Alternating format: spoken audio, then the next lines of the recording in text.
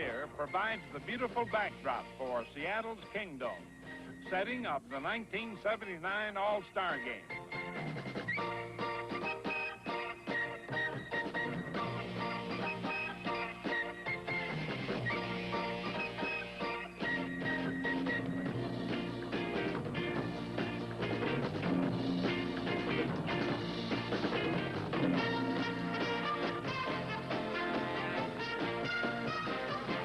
The fifth largest crowd in All-Star history is on hand to see baseball's greatest stars together on one playing field.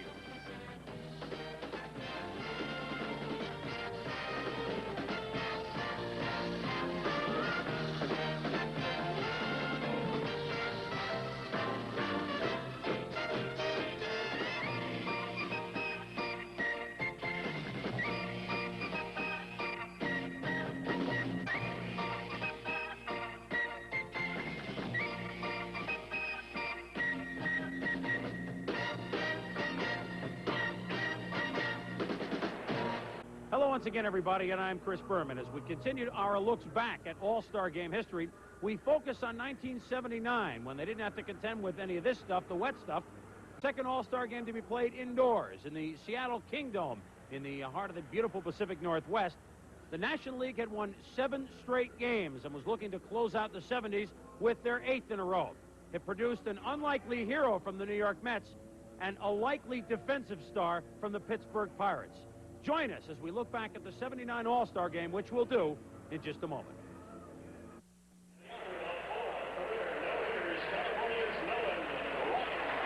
The Kingdome crowd gives an opening ovation to California ace Nolan Ryan, the American League starter. Los Angeles' Davey Lopes leads off for the Nationals. A strikeout, an overpowering fastball, the Ryan Express. Baseball's greatest strikeout pitcher, making his second All-Star appearance, already has turned on the Kingdome crowd. Pittsburgh's Dave Parker, an awesome sight for any pitcher, is next. Strength against strength. Ryan's second victim.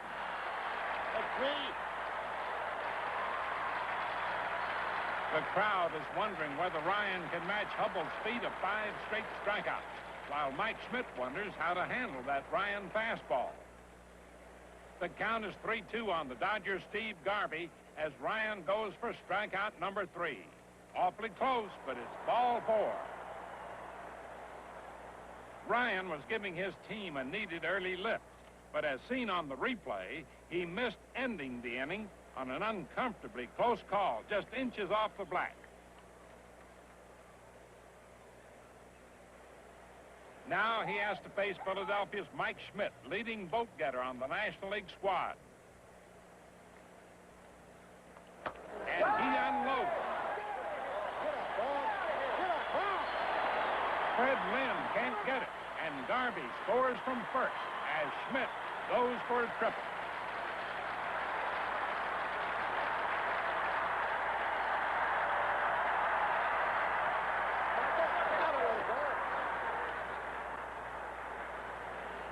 The replay shows just how close Lynn actually came to catching that ball.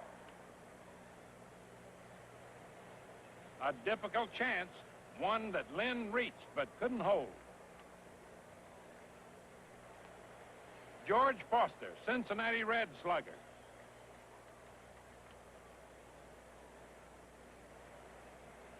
Inches over Carl Yastrzemski's head and straight down the line. Schmidt scores easily, while going to second base with ease is Foster.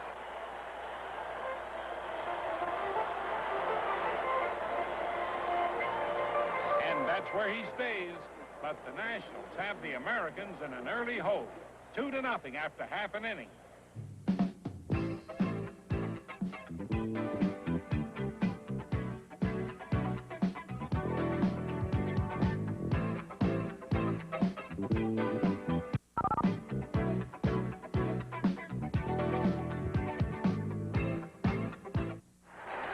Philadelphia's Steve Carlton looks to protect that lead in the bottom of the first.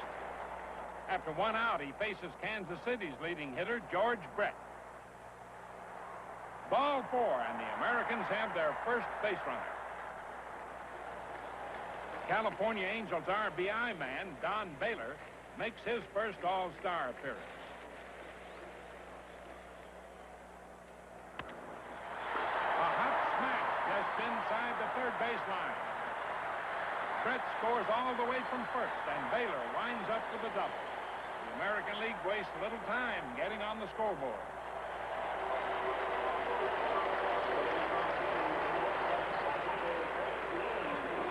Lynn, having a great year for Boston, wants to keep it going, and so does third base coach Pat Corrales.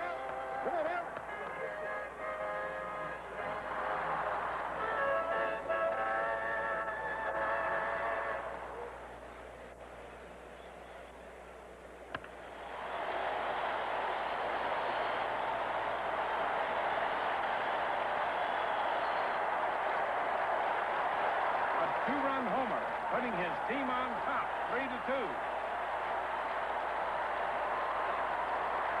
Fred Lynn is playing in his 5th straight All-Star game, and despite a nagging groin injury, he's stronger than ever.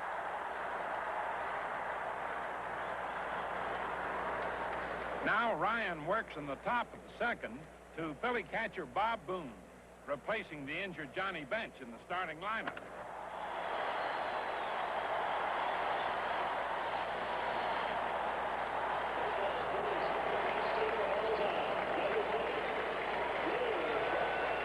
Pinch hitting with one out is the St. Louis Cardinals' great Lou Brock, capping off his final year coming into the All-Star game just 27 hits shy of the 3,000-hit milestone. Brock's base hit puts runners on second and first.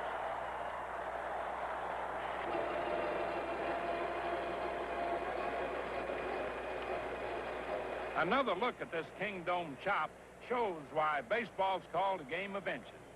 5'11" Carl Yastrzemski wishes he were just a little bit taller. Davy Lopes figures he'll try the same thing. How about that? The bases are loaded on 3, just barely, singles. Only one out, and Ryan must face the always dangerous Dave Parker.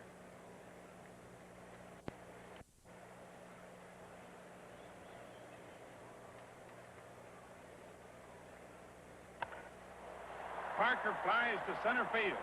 Tagging from third is Bob Boone. And so without the benefit of a really hard-hit ball, the National League has tied the game at 3.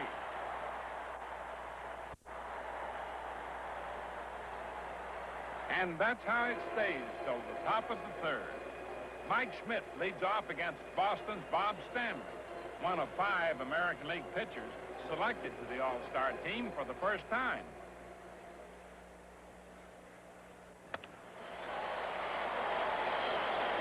The second consecutive extra base hit for Schmidt.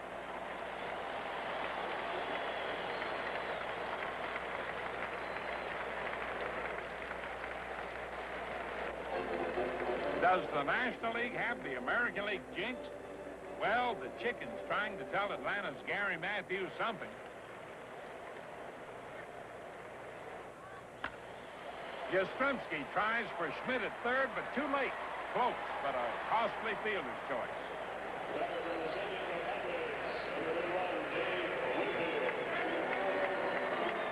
Runners at the corners and powerful Dave Winfield hitting. This time, the American League goes for 2, but Winfield just manages to beat the throw to first. Schmidt scores, and the National League leads 4-3. That's how it stays till the bottom of the third. 2 outs, the American League rally. Baylor on third, Chicago's Chet Lemon on first. Everyone tense.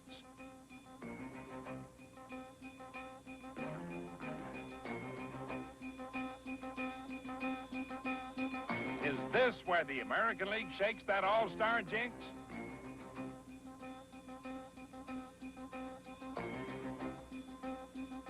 Houston's young Joaquin Andahar on the mound, and he's facing Boston's great Carl Yastrzemski. The stance has changed, but it's still the same old Yaz. A seeing eye single scores Baylor. Things are looking up for the American League. The score, 4-all.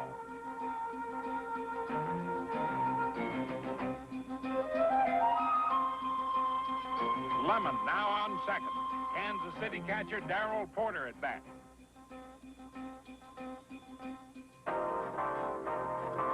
An easy play for Schmidt at third, but he throws it away. Lemon scores from second, and fate smiles on the American League as it goes back on top 5-4.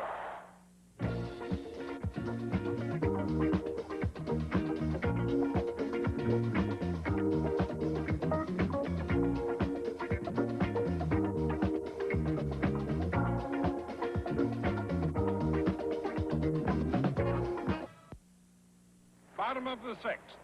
38-year-old Rose at first base, playing a record 5th different All-Star position.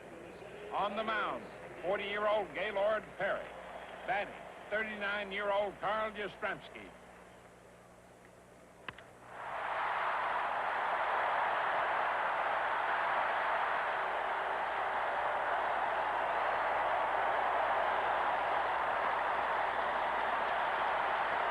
Yaz leads for pinch runner and Boston teammate Rick Burleson, and in honor of this great elder, Kingdome fans offer a standing ovation.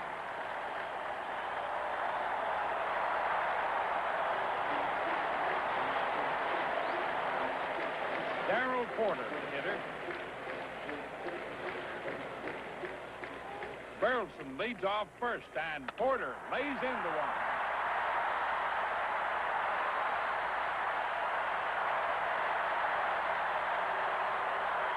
Pat Corrales holds Burleson at third. Porter at second with a double.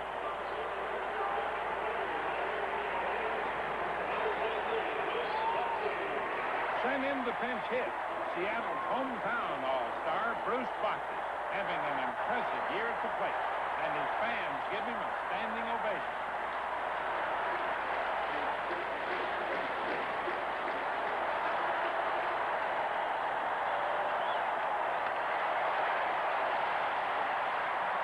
Delivered, driving in the go-ahead run. It's 6-5, American League. The fan reaction threatens to blow the lid right off the Kingdome.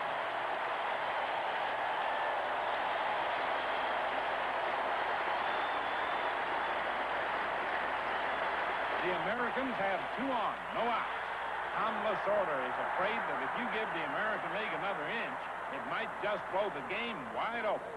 Perry pleads that Bochy's hit was just over the infield. Yeah, that ball just a little bit over his head. But Lasorda's made his decision. In comes left-hander Joe Sambito, Houston's young relief sensation. And left-hand hitting Reggie Jackson, up in a game-breaking situation. A hit here, and the American League would go on top by 2 runs for the first time in the game.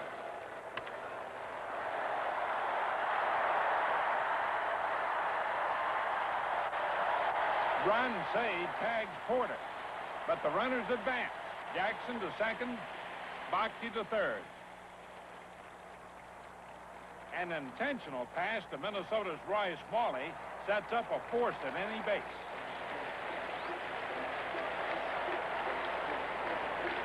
George Brett is back. It's lefty against lefty.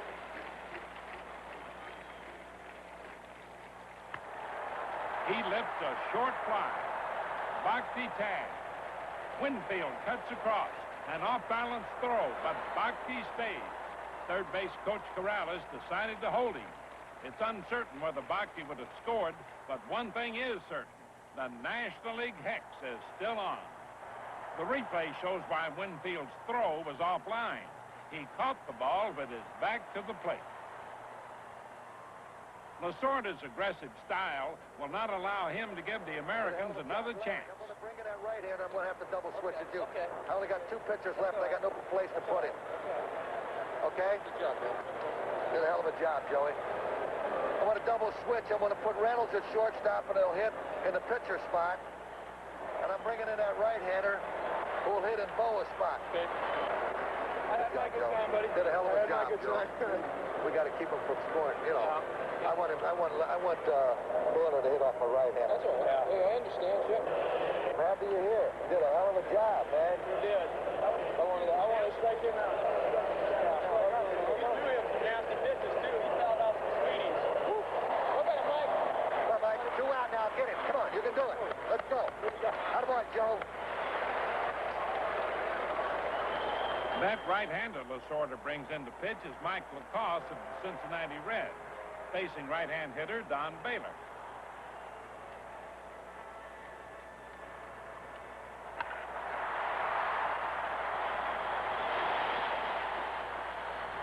The Americans took the lead 6-5, but they missed a golden opportunity to get more.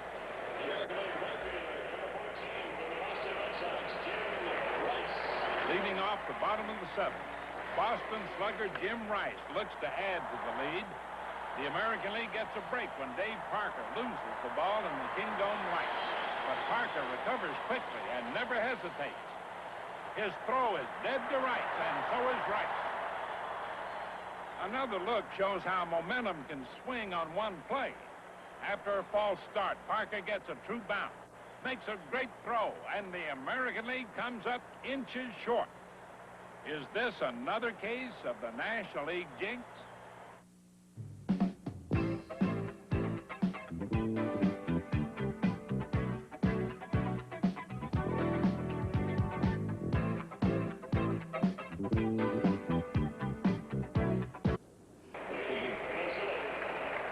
So far, the Nationals have done little to solve Texas Rangers bullpen ace Jim Kern. But pinch hitter Lee Mazzilli, New York Mets switch hitter deluxe, is anxious to try in his first All-Star at bat. An opposite field line drive. It's fair by inches. The home run ties the score for the 4th time. 6-all. In the game of inches, they count the same. 500 feet or 316 feet. 1 home run equals 1 home run. This one has Kern frustrated.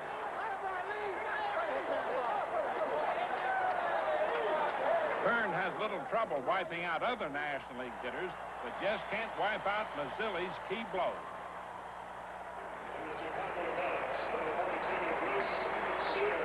Bottom of the 8th, the Cubs' incomparable Bruce Sutter on the mound, a man who can demoralize any hitter. But the California Angels' Brian Downing isn't all. He leads off with a base hit. Bruce Bochy is ordered to sacrifice, and he does so.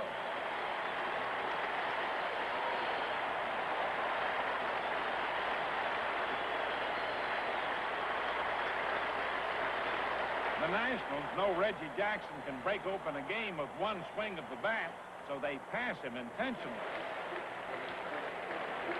1 out later, with a chance to score the go-ahead run, the Yankees' Greg Nettles steps in.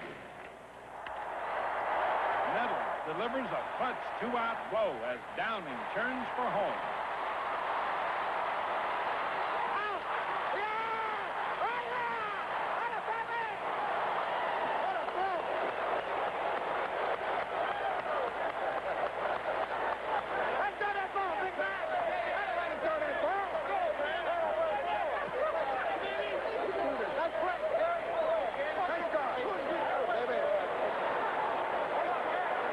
Parker's magnificent throw is a classic example of why All-Star games are remembered.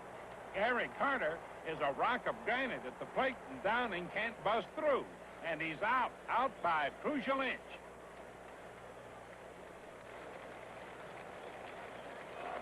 It's the top of the 9th inning. The National League is rallying. It's 6-all, 2 outs. Bob Lemon comes to the mound to replace Kern, who has walked the bases loaded. The Yankees' premier left-hander Ron Guidry is brought in to face Lee Mazzilli, whose clutch homer tied the game in the 8th inning. Bases loaded. The game's on the line.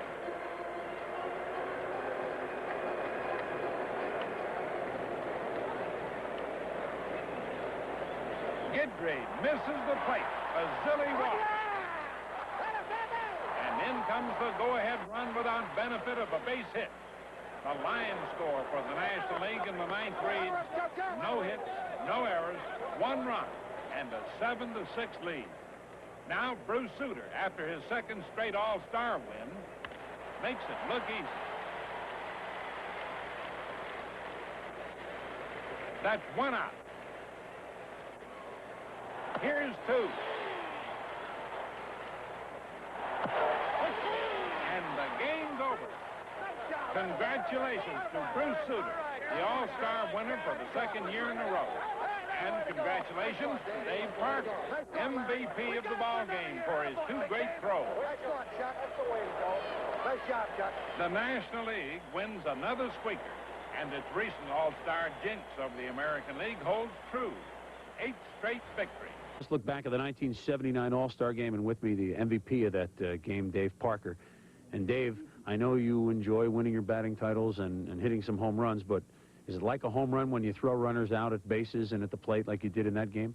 Well, in that game, it was the thrill of a home run because it's the All-Star game, and you got the best from both leagues playing each other, and those were 2 key plays. So I got the same thrill and satisfaction out of throwing those guys out as I would have to hit one out of the park. Do you remember the crowd? What were they like after you threw out the second runner?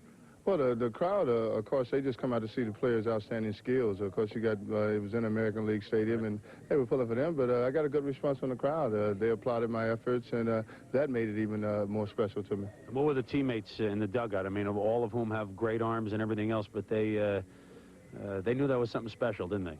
Yes, I think so. I can recall Bruce Sutter running up to me and saying, hey, you made it possible for me to get a win in this All-Star game. This is 2 years in a row I didn't got a win. So he was extremely excited about it, and the coaches during that time was very excited about it. And we were just glad to win because it was a tight ball game, and that last throw to the plate to Carter, who made an outstanding play on tagging Downing out, was the winning factor in the ball game. So everybody was just elated about it, and it made me feel like I was kind of special at that particular time. Well, those throws, we can make them an instructional film, the way those throws were in the All-Star game.